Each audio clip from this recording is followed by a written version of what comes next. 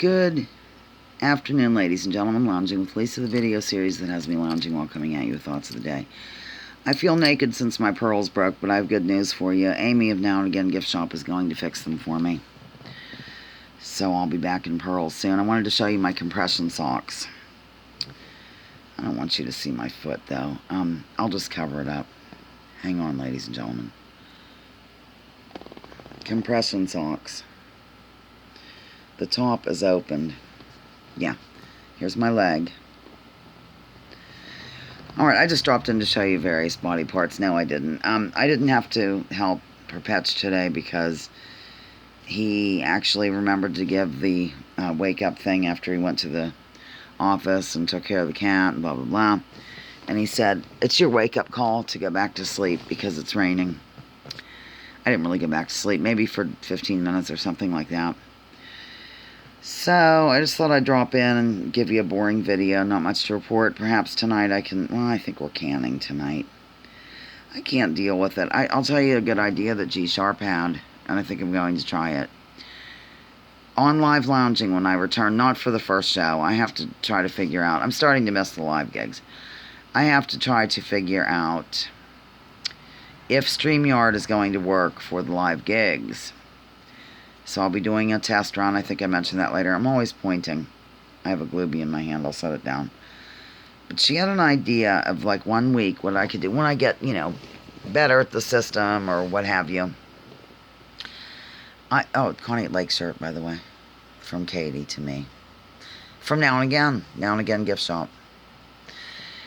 Okay, she thought it might be fun to have panelists and kind of do it like a Hollywood Squares.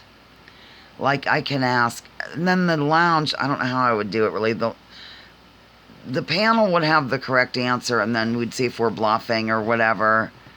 Like I'll take Nicholas for 1 point or something like that, and then a question will go to him, and Nicholas might make up the answer on the spot. The panelists would have time to study, of course. And then if the chat got it right, I don't know how it would work, ladies and gentlemen, but it sounds fun if I could figure out what the hell I'm doing. Back in the old days, we used to take turns on the games. It was kind of hard. But I don't know. I'll figure out something, but that is sort of a good idea, isn't it? And like I said, definitely not when I return full force. I've been working on the paper. We're doing like a, I don't know, I get a little irritated with the campaigns, frankly, and this is like a 9/11.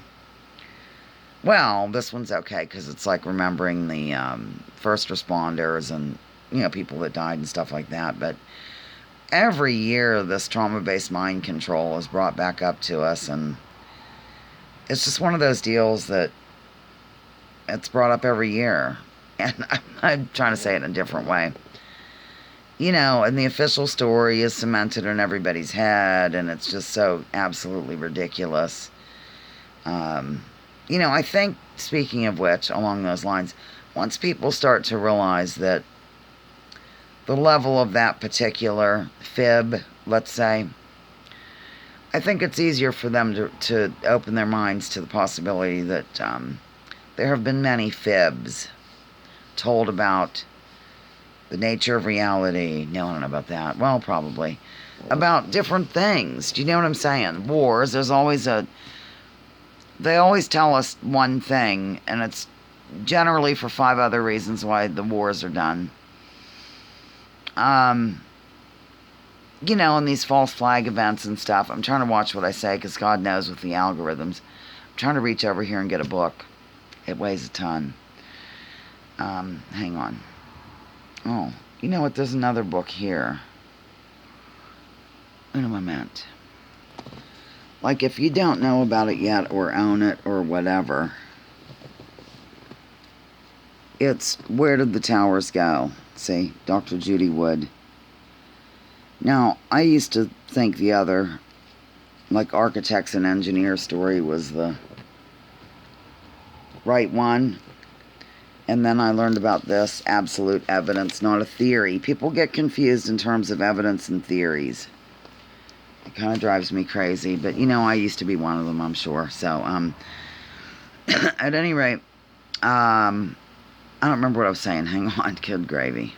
Oh, I have a working hypothesis, ladies and gentlemen. I have for a while that sort of 3 is the magic number.